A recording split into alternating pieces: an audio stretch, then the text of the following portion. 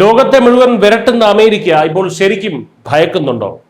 ഉത്തരം അതെ എന്ന് തന്നെയാണ്. കാരണം അമേരിക്കൻ ഇന്റലിജൻസ് ഏജൻസിയായ CIA മേധാവി ജോൺ റാഡ്ക്ലിഫ് മുൻകൂട്ടി ആരെയും അറിയിക്കാതെ അതീവ രഹസ്യമായി മോസ്കോയിൽ പറന്നിറങ്ങിയിരിക്കുകയാണ്. എന്താണ് അമേരിക്ക ഇത്രത്തോളം അസ്വസ്ഥമാക്കുന്നത്? റഷ്യൻ പ്രസിഡന്റ് വ്ളാദിമിർ പുടിൻ നടത്താൻ പോകുന്ന ആ രഹസ്യ നീക്കം എന്താണ്?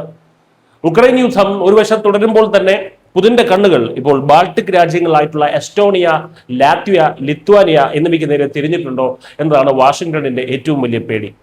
ഈ രാജ്യങ്ങളിൽ ഏതെങ്കിലും ഒന്നിനെ റഷ്യ ചെറുതായി ഒന്ന് തൊട്ടാൽ പോലും അത് നാറ്റോ ഉടമ്പടി പ്രകാരം മുഴുവൻ സഖ്യത്തിന് നേരെ ഉണ്ടാകുന്ന ആക്രമണമായി മാറും. അതായത് മൂന്നാം ലോക മഹായുദ്ധത്തിലേക്കുള്ള ഒരു direct ticket.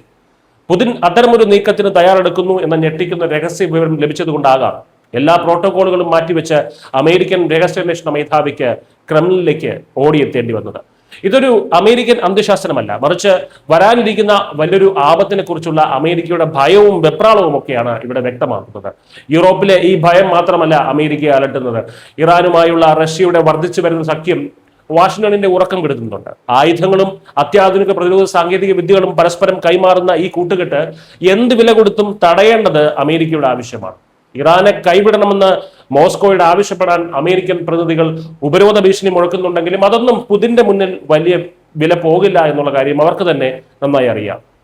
American president Donald Trump ഈ യാത്രയെ വെറുമൊരു സാധാരണ സന്ദർശനം എന്ന് വിളിച്ചൊതുക്കാൻ ശ്രമിക്കുന്നുണ്ട്. എന്നാൽ ലാത്വിയയിൽ നിന്നും അമേരിക്കയുടെ ഒരു C-17 സൈനിക വിമാനം മോസ്കോയിലേക്ക് രഹസ്യമായി പറന്നത് അത്ര സാധാരണമായ കാര്യമല്ല എന്ന് ഭൗമരാഷ്ട്രീയം നിരീക്ഷിക്കുന്ന ആർക്കും മനസ്സിലാകും. അമേരിക്കൻ ഇന്റലിജൻസിനെ പോലും ഇരുട്ടിൽ നിർത്തിക്കൊണ്ട് എന്ത് തന്ത്രമാണ് പുതിൻ മെനയുന്നത് എന്നറിയാനുള്ള അമേരിക്കയുടെ ഗതികെട്ട ഒരു നീക്കമാണിത്. അമേരിക്ക ഭയക്കുന്നത് പോലെ പുതിന്റെ ആ രഹസ്യ നീക്കം സംഭവിക്കുമോ? നാറ്റോ രാജ്യങ്ങളിലേക്ക് റഷ്യൻ സൈന്യം ഇരച്ചു കയറുമോ?